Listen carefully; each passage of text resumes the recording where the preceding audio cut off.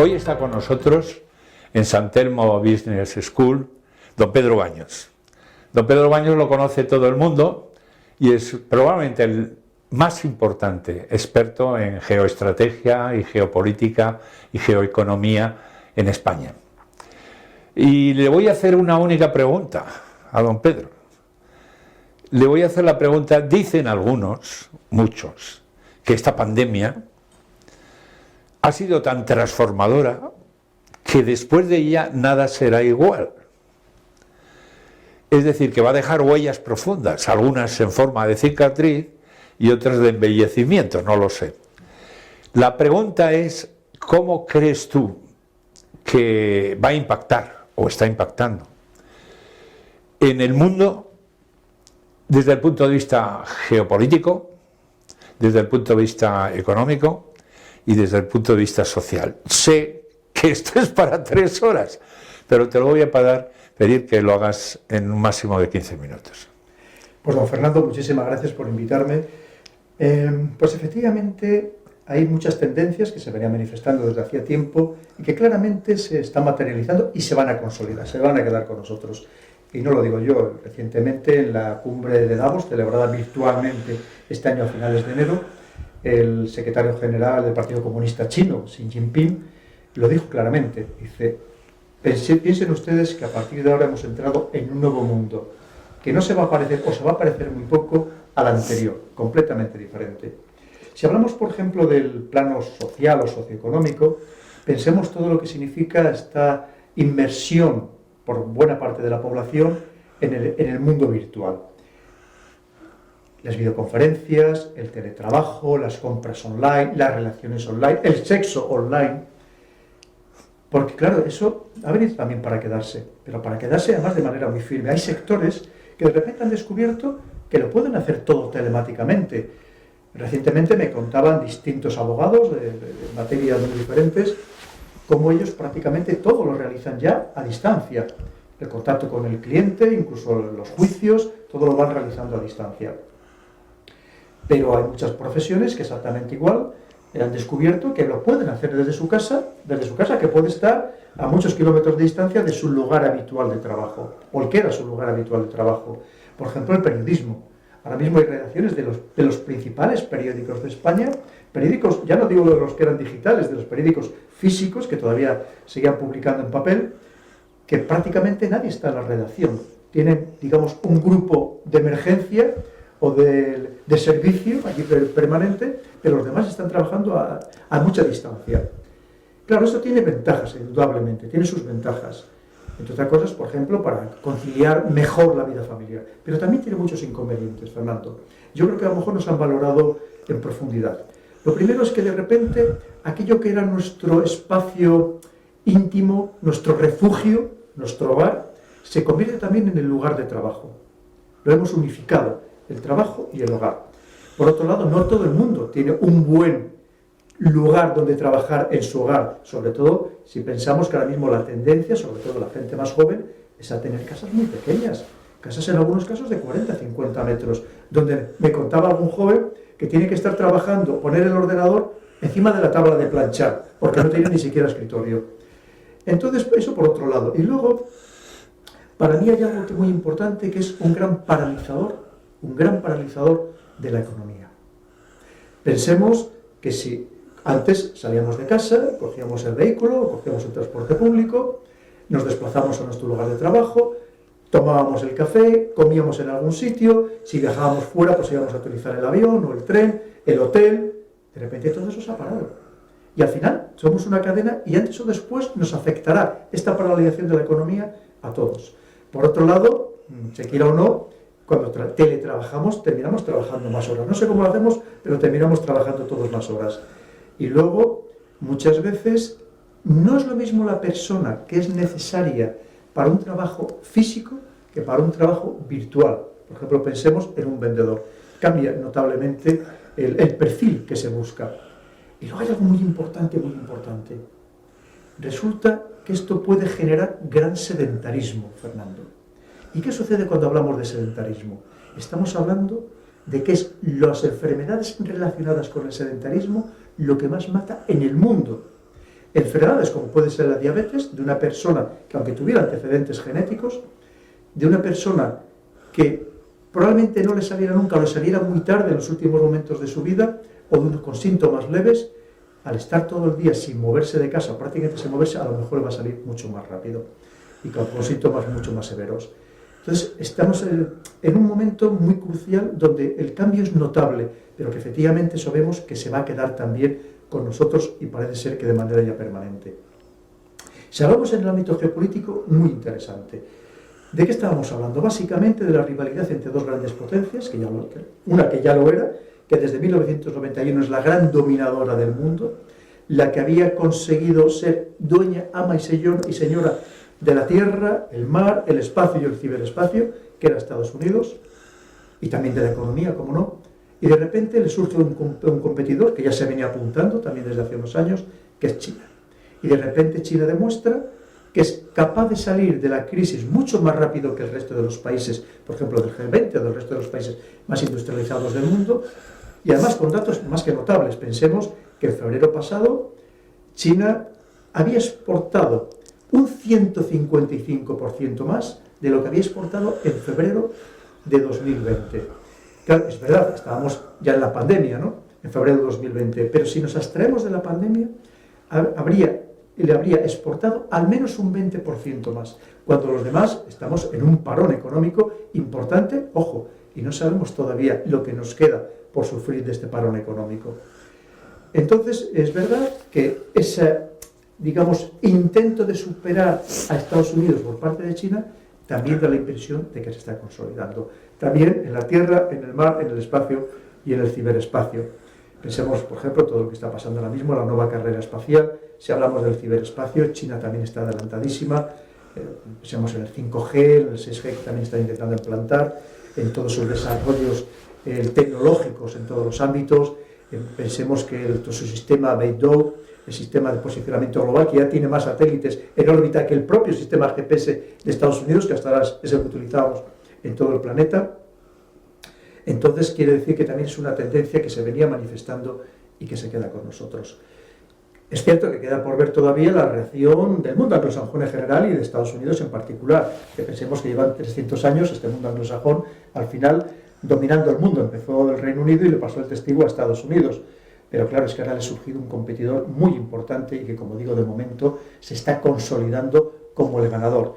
Hace la diplomacia de las vacunas, vendiéndolas a muy bajo precio o incluso regalándolas donde es necesario. Está haciendo la diplomacia de la deuda, precisamente, ante países que están sufriendo también las consecuencias económicas de la pandemia, ayudándoles económicamente, con lo cual consiguiendo favores, consiguiendo aliados, consiguiendo tener buena imagen en buena parte del mundo. Y entonces, pues esto no deja de preocuparle enormemente, como digo, a Estados Unidos, además una China que es que los desarrollos son apabullantes absolutamente en todo.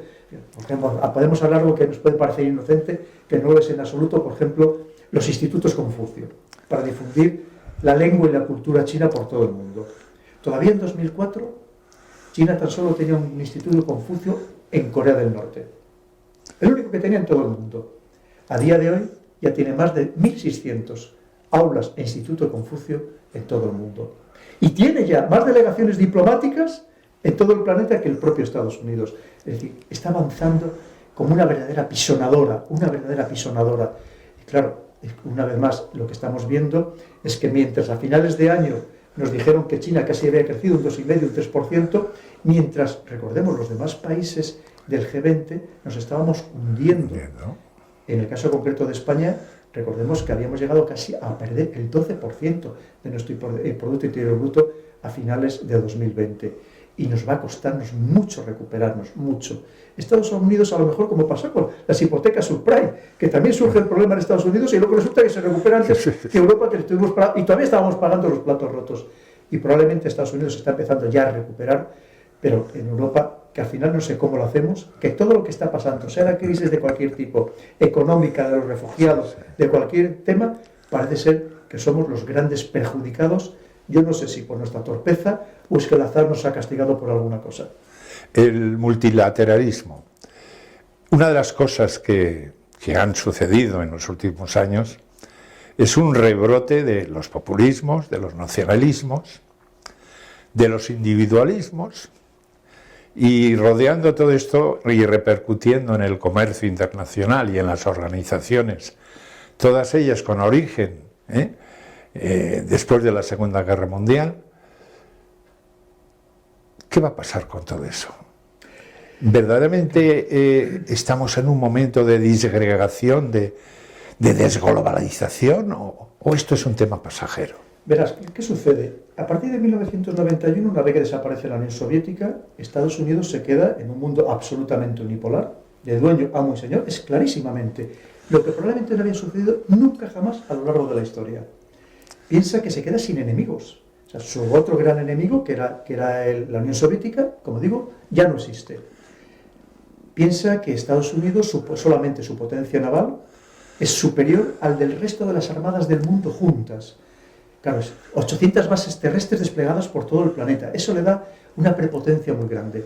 Se descuida con China. China todavía en el año 2000 prácticamente la despreciábamos. No es que fuera despreciable, pero la despreciábamos. Quizá por esa soberbia, esa prepotencia que tenemos los occidentales, y Estados Unidos probablemente un poco más todavía que el resto del mundo. Entonces el mundo era claramente unipolar. Los demás vivíamos casi al antojo de lo que decidiera Estados Unidos. Pero claro, tenemos esta China que además ha cogido una fuerza que es para mí absolutamente irreplicable por ningún otro país del mundo, por lo que significa no solamente su gobierno, sus ansias de dominio. Estamos hablando también de incluso un pueblo que tiene hambre de consolidarse como potencia, que viene desde abajo y con un impulso tremendo, mientras nosotros, en cierto modo, somos sociedades muy gastadas, este llamado mundo occidental, o mal llamado mundo occidental. ¿Y qué sucede? Que claro, el mundo ya no es unipolar. Ahora claramente hay un mundo multipolar. ¿Le gusta a Estados Unidos o no le guste? Otra cosa es que Estados Unidos intente hacer lo posible o lo imposible, incluso de manera violenta, para revertir esta situación. Pero hoy por hoy ya el mundo es multipolar. Es multipolar en todos los ámbitos y por supuesto en el económico. La influencia de China, hay que tener en cuenta que a día de hoy 10 de los bancos más importantes del mundo por valor de capitalización bursátil, de esos 10, 5 ya son chinos. 5 ya son chinos. Cuando no había ninguno hace muy pocos años, entre esos 10 primeros. Es verdad que el primero sigue siendo JP Morgan, que es un verdadero monstruo estadounidense, pero ojo, la mitad ya son chinos. Para que veamos la fuerza que tiene el que viene con esta, arrollando absolutamente en todos los sectores, porque prácticamente sector en el que penetra, sector que copa completamente, hablemos de lo que hablemos. Entonces ya el mundo es multipolar, y además con una Rusia que es cierto que no tiene una gran potencia, pero sí tiene una gran potencialidad. Pensemos que es un territorio gigantesco, estamos hablando de 34 veces España, ni más ni menos, más grande, el doble de grande que los otros dos países que le siguen, y además con recursos prácticamente infinitos, y además con recursos en energía, en minerales estratégicos, en oro, absolutamente en todo lo que queramos, y todavía queda por repartirse, entre los 5 países del entorno, queda por repartirse el Ártico, y uno de ellos también es Rusia. Con lo cual también hay que contar con ella. Pero no se nos olvide que hay otros países que también están cogiendo mucha fuerza y de los que hablamos muy poco, prácticamente nada, como puede ser India. Un país interesantísimo, interesantísimo. También con una gran capacidad tecnológica, también muy fuerte, intenta ser fuerte también en el espacio, interesantísimo el caso de India. Y mientras tanto, pues Europa deberíamos ser otros de los que deberíamos estar en este multilateralismo, pero lamentablemente estamos perdiendo influencia política, económica, geopolítica a pasos agigantados. Aquellos que antes se decía que éramos un enano militar, es que yo creo que ahora ya no somos ni siquiera enano militar, ¿no? Quiere decir que, o por lo menos aquello que era un gigante, decíamos, un gigante económico, sí. Tampoco ya no somos ni siquiera un gigante económico, porque de hecho nuestro Producto Interior Bruto, en comparación con el mundial, ya es inferior al de China. Estamos hablando del de la Unión Europea, el 17%, el de China ya es el 18% del Producto Interior Bruto mundial. Hemos sido ya claramente superados por China. Con lo cual, pues es verdad que el mundo es un multipolar, le gusta o no le gusta a Estados Unidos, que es, digamos, el gran disgusto que tiene Estados Unidos, de que dice, ¿cómo si hemos sido capaces de ser tan torpes, de no darnos cuenta que nos estaban quitando nuestra corona, nuestro cetro mundial, ¿no? Que al final es un poco de lo que se trata. Y es lo que estamos viviendo. Entonces te haría una última pregunta. ¿Qué es lo que tiene que tener? ¿Qué consejo le darías tú al presidente de un gobierno, de un país como España o como que no tiene poder suficiente para ser primacía en este contexto global. La estrategia de un gobierno, el plan de un gobierno para sobrevivir y progresar en este mundo que nos acabas de describir, ¿qué cosas ineludiblemente te tienen? 2 o 3 consejos. Pues mira, me voy a arriesgar, Fernando. Lo primero, tener claramente un concepto de Estado, es decir, qué somos y qué queremos ser. Luego, entender perfectamente estas claves geopolíticas, que es absolutamente esencial, porque por más que tú tengas un objetivo, el mundo te va a marcar el ritmo. Y por otro lado, pensar, y más un país como puede ser España, que no tenemos enemigos naturales, no tenemos que permitir que nadie, ningún aliado nos cree enemigos naturales, nos cree enemigos, y estar muy abiertos, ser muy flexibles, tener una gran capacidad de reacción, que es fundamental. Y como digo, pensar que tenemos que aliarnos con todo el mundo, no desdeñar absolutamente a nadie. No significa ignorar a los aliados tradicionales, pero ojo, abrir mucho la mente, ver precisamente por dónde va a ir el mundo, intentar estrechar lazos estratégicos con absolutamente todo el mundo. Y si China es lo que es y lo que va a ser, claramente tenemos que intentar también tener unas relaciones mucho más fluidas con China, porque si no nos equivocaremos. Lo mismo exactamente igual con Rusia, que no permitir que nadie nos lleve a un enfrentamiento del que no tenemos ningún interés y ser capaces de rentabilizar buenas relaciones con todo el mundo. ¿Europa tiene estas ideas claras? No. Porque me ha sorprendido últimamente en el tema del gasoducto, exactamente, que Alemania va por un lado, acompañado de algunos de los países, y el resto de los países del sur vamos por otros. ¿Europa tiene claro estos conceptos? ¿Qué espacio va a ocupar Europa en este mundo global y qué ideas tiene que tener claras? Por lo mismo que hablábamos de un país, lo trasladamos a la Unión Europea. Lo primero, tener claro qué concepto de Unión Europea queremos. Evidentemente hay una gran desunión, pensar que, por ejemplo, las amenazas existenciales para un país y para otro son completamente diferentes, dependiendo de que sea un país báltico o que sea un país de la orilla del Mediterráneo. Estamos hablando que incluso los intereses árabes son muy diferentes y enfrentados. En muchos casos pensemos que permanentemente nos estamos quitando contratos internacionales o negocios, y además, sobre todo, que hay mucha influencia todavía por parte de Estados Unidos en un sector importante de nuestros líderes europeos, que al final muchas veces repercute negativamente en los verdaderos intereses que debería tener la Unión Europea.